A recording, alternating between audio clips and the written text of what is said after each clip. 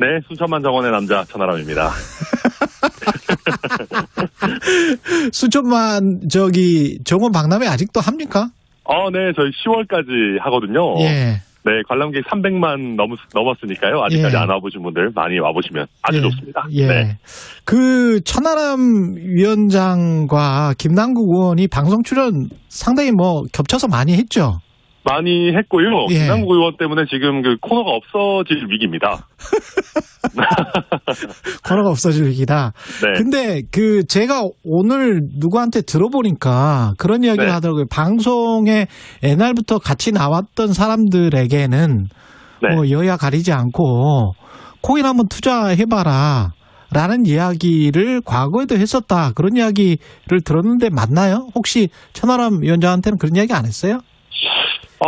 제가 직접 들었는지 이제 대기실에서 다른 분들이랑 같이 얘기했는지는 정확하게 기억은 나진 않는데요.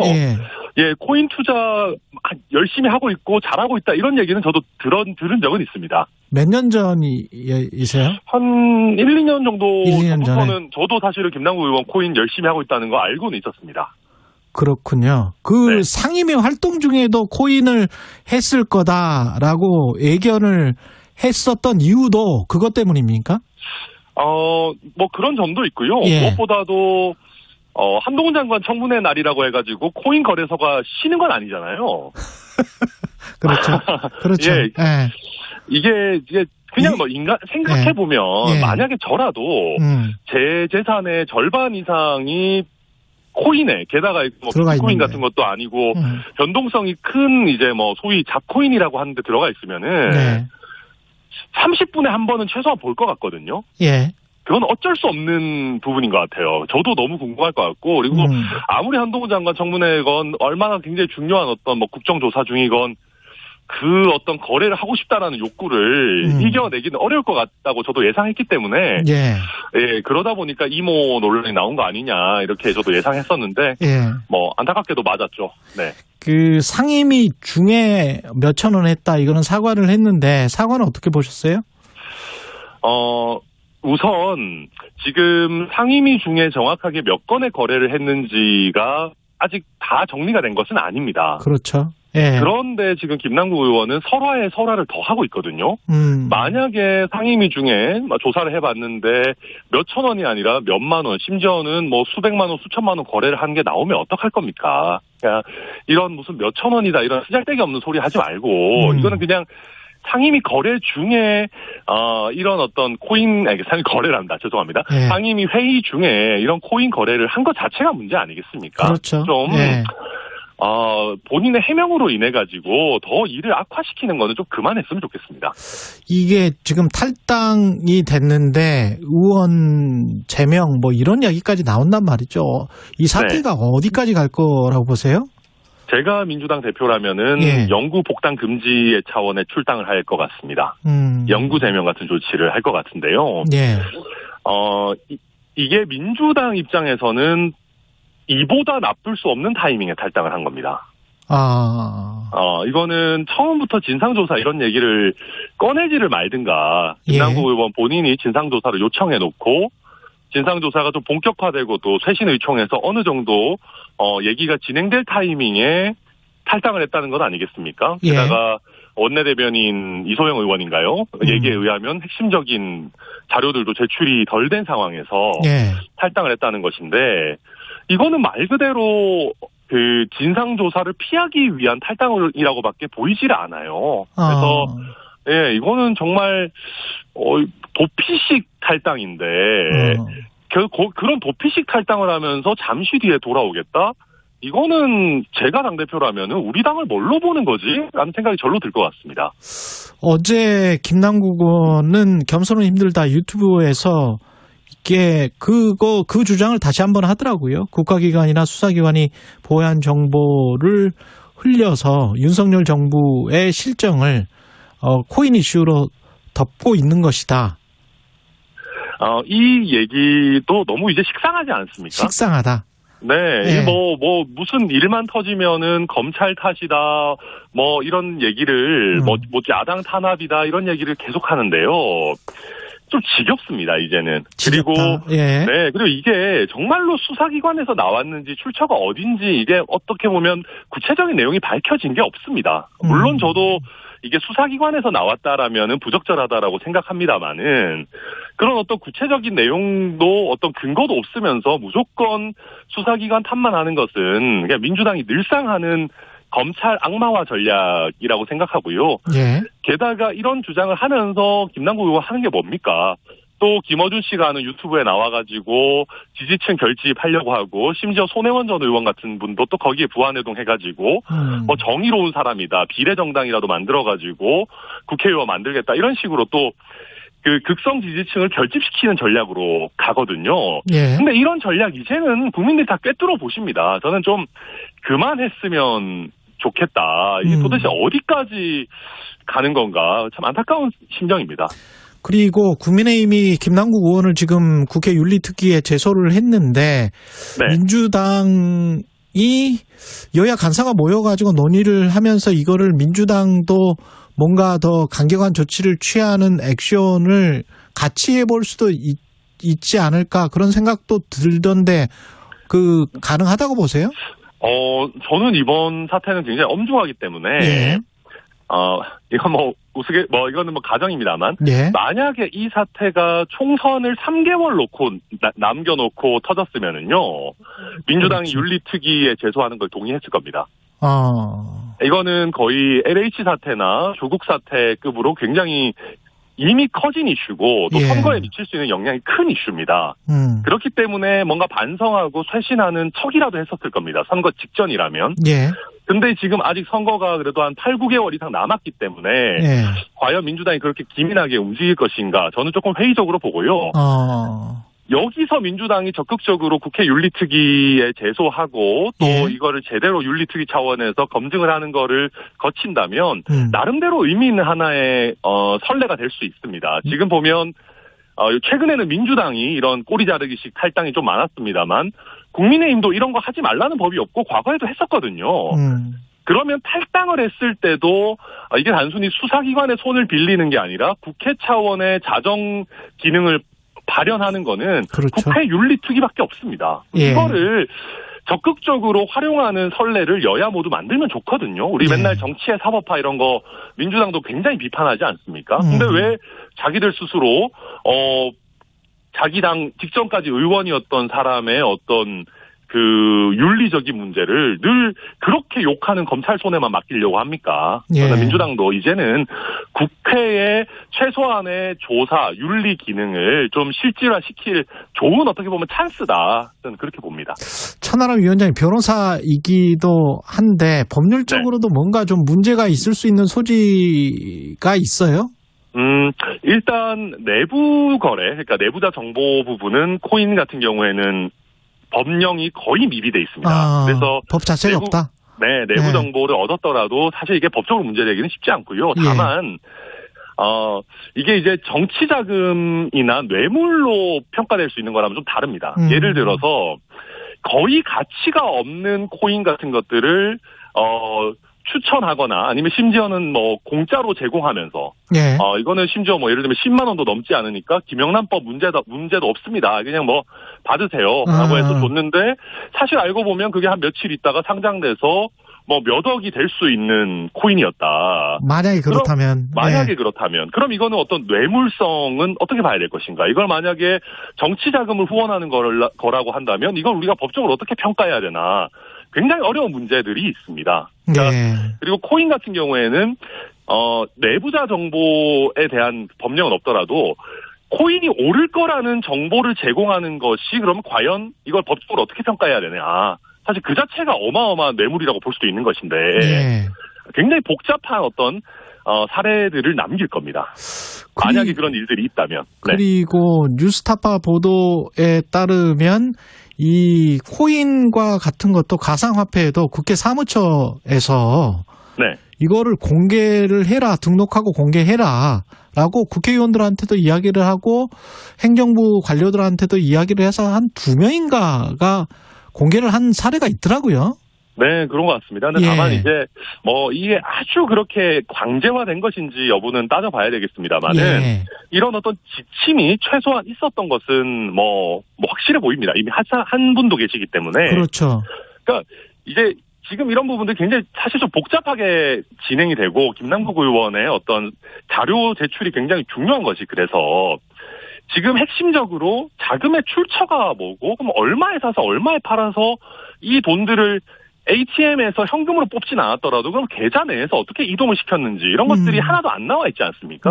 그러다 보니까 이게 만약에 뭔가 정말로 정치자금 형태로 내지는 어떤 다른 민주당의 뭔가 다른 목적을 위해서 일부라도 쓰였는지 이런 어떤 자금의 증감을 우리가 파악하기 위해 가지고 이런 재산 등록을 하도록 하는 것인데 결과적으로 그게 안 됐기 때문에 김남국 의원이 자료를 제대로 제출하지 않는 한은 지금으로서는 모든 게 다 가정에 불과합니다.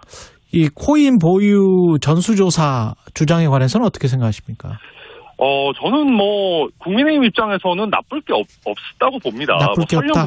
설령 국민의힘 의원이 일부 보유하고 있는 게 있다 하더라도 제가 봤을 때 김남국 의원만큼 갖고 있을 가능성은 그렇게 크진 않을 것 같고요. 왜냐하면 이 정도 갖고 있으면은 어느 정도 여의도에서는 소문이 납니다. 왜냐하면 제가 말씀드렸지만 이게 코인을 확인을 안 할 수가 없거든요. 그러면 주변 사람들도 한두 번씩 이렇게 힐끔힐끔 보기 마련이고. 휴대폰을. 그래서 제가 국민의힘 내에서 일부 어느 정도 하고 계시는 분은 있을 수 있겠지만 이 정도 거액으로 한다는 소문은 저는 들어본 적이 없기 때문에 해야 되고 그리고 국민의힘 의원 중에도 만약에 코인 거래를 지나치게 해서 국민 눈높이에 맞지 않는 사람이 있다면은 과감하게 이 부분도 처리를 해야 되는 것이죠. 여기서 국민의힘이 망설일 것은 아니고요. 다만 이 논란이 이미 며칠 이상 됐지 않습니까? 팔 사람들은 이미 팔았을 겁니다. 그래서 이게 실효성이 있을지는 모르겠지만 그래도 이걸 안 할 이유는 없죠. 또 한 가지 또 제가 소소한 거지만 조심해야 되는 게 이거 전수조사하고 코인의 명칭을 함부로 공개할 거냐는 잘 생각해 봐야 됩니다. 왜냐하면 국회의원이 가지고 있는 코인이라고 하면 또 폭등할 수 있겠네. 폭등할 수 있어요. 이거는 아무튼 굉장히 세심하게 제도는 설계하되 국민의힘이든 민주당이든 이거는 이번 기회에 한번 제대로 지침을 만들고 가야 되는 거는 전 당연한 것 같습니다. 그리고 8929님이 코인 거래가 옳고 그름을 떠나서 이준석 전 대표가 코인 거래에서 돈 벌었다고 할 때는 사람들이 별 이야기 안 하더니 김남국 의원은 왜 떠들썩한가 이런 의견은 어떻게 보세요? 저는 한 두세 가지 정도 이유가 있다고 보는데요. 가장 큰 거는 일단 이준석 대표는 국가에서 세금으로 월급을 받아본 적이 없습니다. 국회의원이 아니다. 굉장히 좀 슬프죠. 그래서 이제 이해상충이라는 거를 할래야 할 수가 없는 그런 상황이었고요. 그리고 만약에 이준석 대표가 당무를 하고 있는 뭐가 있을까? 예를 들면 최고위원회 중에 코인 거래를 한 것이 드러났다라고 하면 저희도 비판했을 겁니다.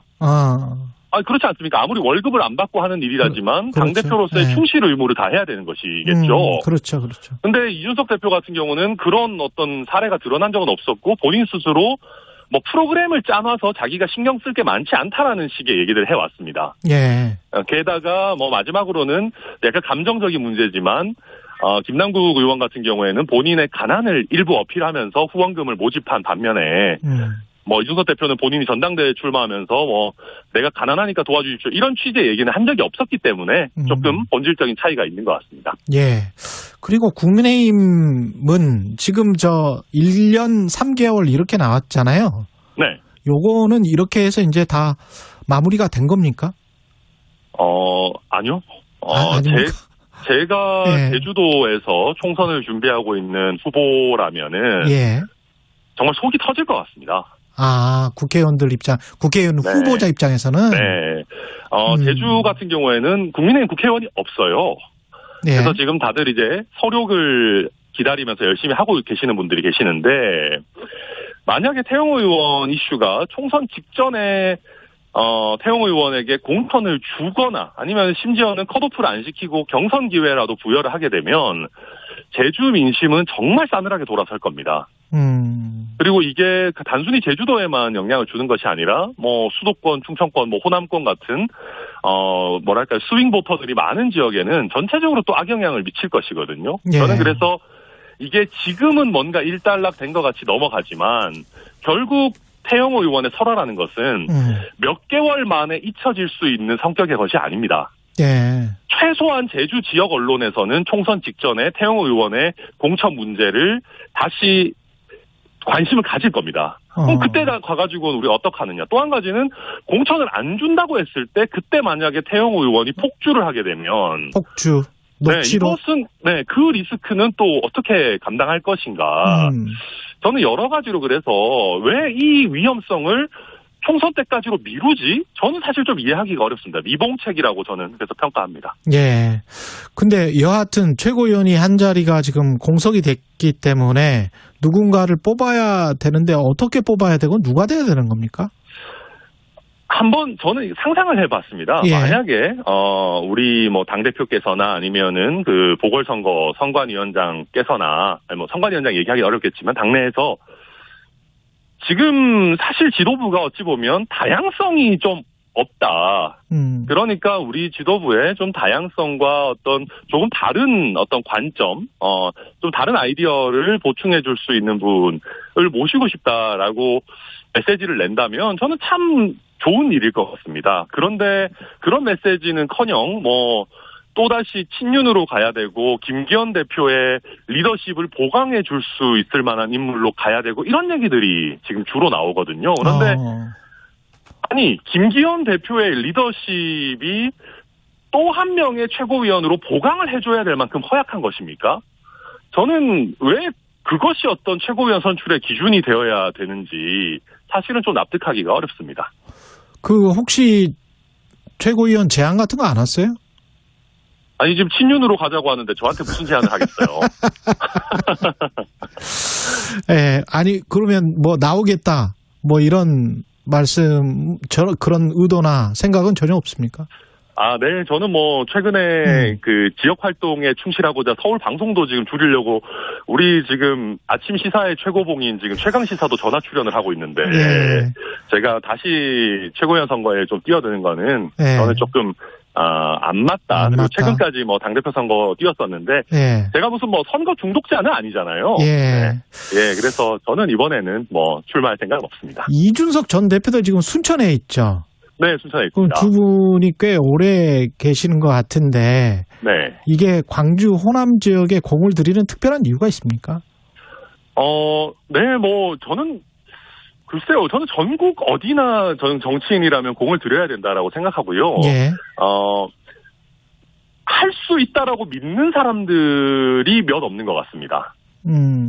그러니까 저나 이준석 전 대표나 저희 천하용인의 다른 사람들이나 호남도 저희가 열심히 하면 국민의힘 지지해 주실 수 있다라는 믿음을 가지고 있거든요.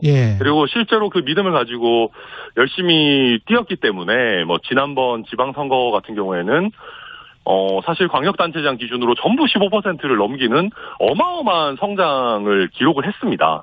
그래서 하면 할 수 있습니다. 근데 저희가 중요한 것은 혹시 당내에서 저희 구성원이나 아니면 심지어는 지지자 중에서도 호남은 어차피 해봤자 안 되라고 하는 그런 호남을 포기해야 된다는 생각을 가지고 있다면은 저는 이 방송을 빌어가지고 이런 호남 포기 전략을 포기해야 된다.